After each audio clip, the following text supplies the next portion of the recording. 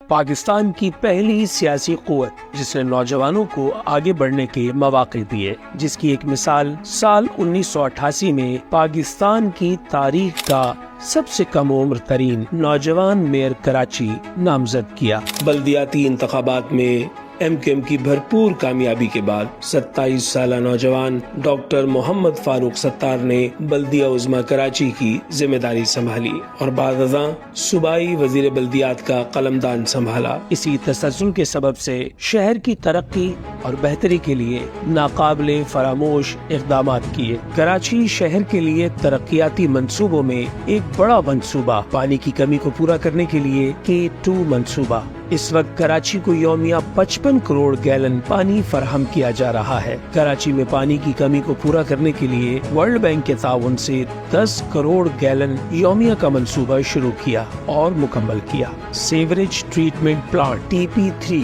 54 million gallon یومیہ نکاسی آب کے لیے ٹریٹمنٹ پلانٹ میئر کراچی کی کاوشوں سے لگایا گیا۔ کراچی شہر میں TP1 شیرشاہ TP2 محمود آباد پہلے سے پلانٹ کام کر رہے تھے۔ TP3 کے بعد بدقسمتی سے یہ آخری ٹریٹمنٹ پلانٹ ہے جو کراچی میں قائم کیا گیا۔ اس کے بعد کوئی پلانٹ نہیں لگایا گیا۔ TP3 سیوریج ٹریٹمنٹ پلانٹ کے ذریعے سے آبی آلودگی، کوسٹل پولیوشن میں کمی آئی۔ یاد رہے، سمندر میں ڈالے جانے والے فضلے سے آبی حیات کو خطرات درپیش تھے۔ ایم کیو ایم پاکستان کے میئر کراچی کی جانب سے عباسی شہید ہسپتال میں پہلا ٹراما سینٹر قائم کیا گیا۔ یہ ایک مکمل ٹراما سینٹر ہے جہاں پاکستان میں کسی بھی سرکاری ہسپتال میں پہلی مرتبہ CT اسکین مشین لگائی گئی۔ اس وقت جناح ہسپتال وفاقی حکومت اور سول ہسپتال سندھ حکومت کے زیر انتظام تھا، جبکہ عباسی شہید ہسپتال شہری حکومت اور میئر کراچی کی نگرانی میں کام کر رہا تھا۔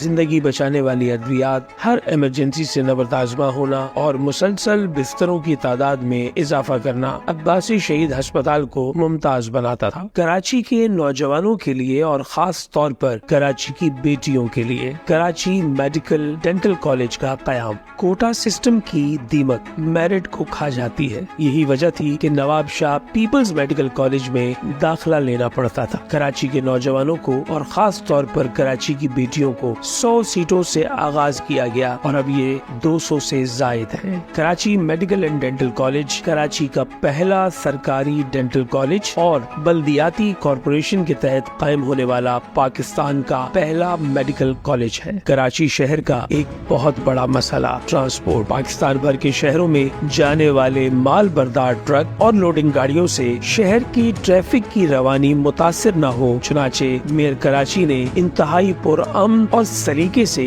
جہاں ناردرن بائی پاس بننا تھا، ماڑی پور پر موجود ٹرک اڈے کو ہاکس بے پر منتقل کیا۔ ایم کیو ایم کے نوجوان میئر کی جانب سے ایسے درجنوں منصوبے مکمل کیے گئے جو کراچی کی شناخت بنے۔ Theme park Federal B Area, safari park, Aladdin amusement park اور کراچی شہر کے درجنوں فلائی اوورز بھی اسی میئرشپ کے دور میں بنائے گئے اور درجنوں کچی آبادیوں کو لیز کے بعد متوسط طبقے کے عوام کے معیار زندگی کو بلند کرنے کی بھرپور کوشش کی گئی۔